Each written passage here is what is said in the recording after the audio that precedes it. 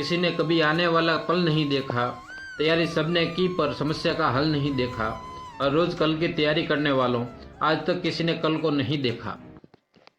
दोस्तों, जो कल की चिंता में अपने आज की खुशियों को भूल गए हैं, उन लोगों के लिए हम लेके आए हैं एक ऐसी मोटिवेशन कहानी जो आपके जीने के तरीके को बदल देगी।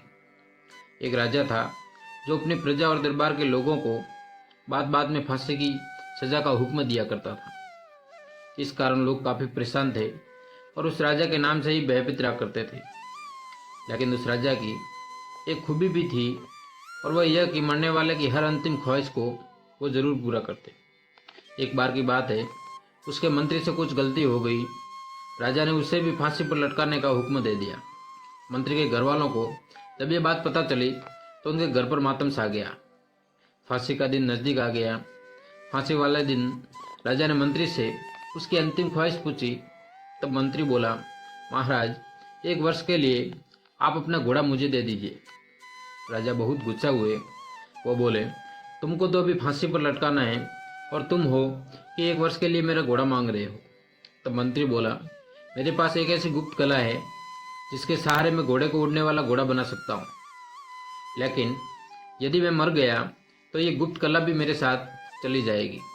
राजा ने सोचा, चलो 1 वर्ष की ही तो बात है, अगर मेरा घोड़ा सचमुच उड़ने लगा तो मुझे काफ़ी प्रसिद्धि मिलेगी, लेकिन घोड़ा नहीं उड़ा तो 1 वर्ष बाद तुम्हारी ये सजा बरकरार रहेगी।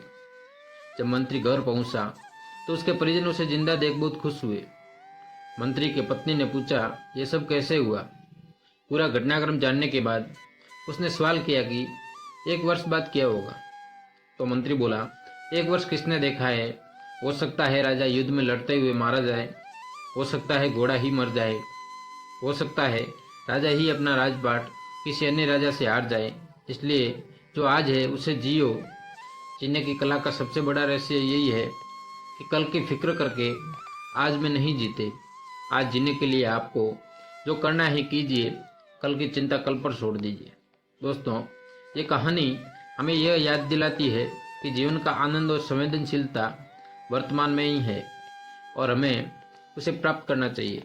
भविष्य की चिंता करने से हम अपने वर्तमान को नष्ट कर देते हैं, जबकि वर्तमान को जीकर हम अपने भविष्य को बेहतर बना सकते हैं।